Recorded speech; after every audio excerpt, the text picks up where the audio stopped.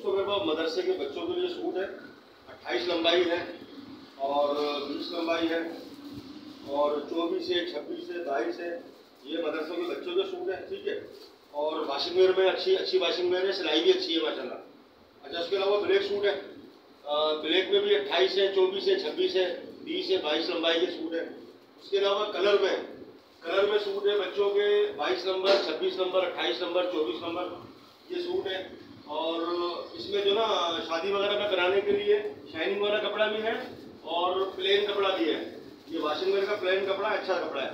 ये वो कपड़ा है जो हम अपने लिए लेने जाते हैं ना, तो 1000-1200 रुपये का सूट मिलता है, उसके कट पीस से बनाया हुआ ये सूट है बच्चे का। इसमें 20 नंबर, 22 नंबर, 24, 28 नंबर तक सूट है मेरे पास।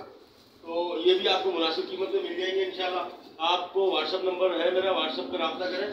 और उसके अलावा काफ़ी जो ना कलर है मेरे पास मौजूद, और ब्राउन है, ब्लू है, रेड है, मतलब मुख्तलिफ कलर है। और मजीद अगर आप ऑर्डर देंगे तो मैं और मजीद कलर भी आपको इंशाल्लाह प्रोवाइड कर सकता हूँ। तो ये काम अभी शुरू किया है दोस्त, अब आप नोट करें और बात को आगे भी पहुँचाएं, वीडियो को भी शेयर करें।